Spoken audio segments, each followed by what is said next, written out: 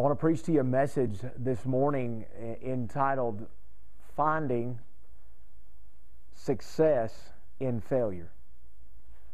I know that sounds a little bit odd, but I think we can today.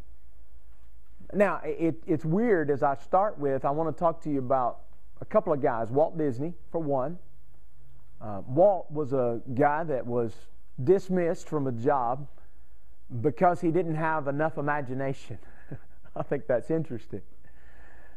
He left Kansas City, Missouri to travel to Northern California where he had a new job, and on that trip he saw a mouse who was playing, and he began to sketch the mouse, and he came up with an idea for a character that he named Mortimer.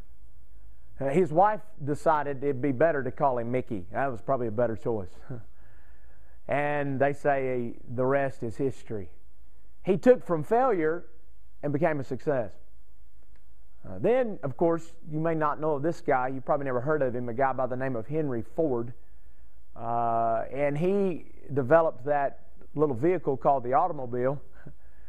But yet, you may not know that in the first automobile, he really failed miserably.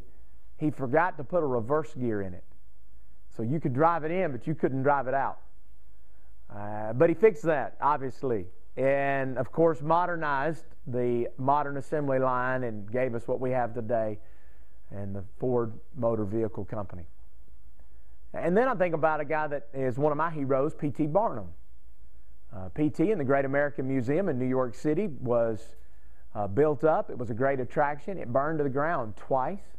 He rebuilt it. Burned his house down once. He rebuilt it. He lost his fortune twice. He rebuilt it. He was a senior adult by the time he started what we know him for today, which was the circus. He didn't get into that until after he was 66 years old and became world-renowned and even famous for today. He took failure and turned it into success. Now, every one of those stories I told you was somebody who took failure and turned it into success, and we celebrate that. As Americans, we celebrate that. In our culture, we think that that's the way it ought to be. And I don't know if we are defining success correctly. I think about success, and I wonder about Hollywood starlets. I wonder about stars. Is that success? I think about moguls and millionaires, and I wonder, is that really where success is? Because you see, I look at the biblical definition of success, and I want to suggest to you today that the biblical definition of success is very simple. It is this: success is being obedient to God. That's it. Success is finding ourselves in a position where we are faithful to what God tells us to do. And I want to look, if you will, at just some guys this morning in the Scriptures who found themselves in such a position that they ended up failing, as we would call failure, but they were successes. The first one that I want to talk to you about that you may not realize ended his life in failure is a man by the name of Moses. Now, we don't think about Moses and failure, but yet God spoke to him at the end of his life and shared with him that actually the sum result in the total of his ministry and his life and his leadership was going to be failure. That's why I've got you there in Deuteronomy chapter 31, if you would find verse 16. And we're going to see the culmination now of 120 years of life. For 40 years, Moses, the last 40 years of his life, he lived in total and complete devotion to Almighty God. In fact, you couldn't find a flaw in his character. He stubbornly obeyed what God told him to do. But yet in verse 16 of chapter 31, God informed him what the end was going to be. And the Lord said to Moses, "Behold, you will rest with your fathers." That's another way to say you're going to die. "And this people will rise and play the harlot with the gods of the foreigners of the land where they go to be among them, and they will forsake me and break my covenant which I have made with them." That's pretty sad, isn't it?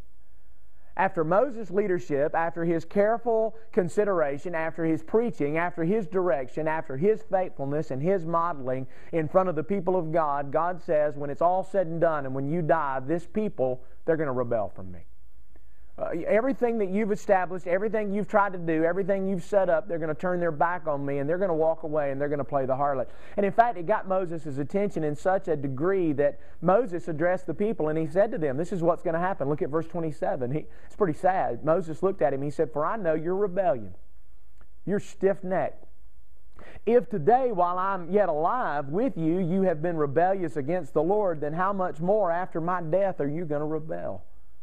Look at what he says to him in verse 29. He said, "For I know that after my death you will become utterly corrupt and turn aside from the way which I have commanded you, and evil will befall you in the latter days, because you will do evil in the sight of the Lord, to provoke Him to anger through the work of your hands."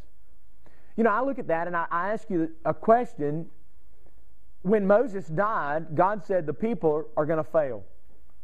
And in fact, He said, ultimately, you are going to fail in your work. But was Moses at fault? I don't think he was. Was Moses the reason for their failure? No, in fact, he wasn't at fault at all. Moses was faithful. He was faithful absolutely to the end, even though he knew that his life work was going to end in absolute failure. So I tell you, when Moses died, he didn't die of failure. He died of success because he obeyed God.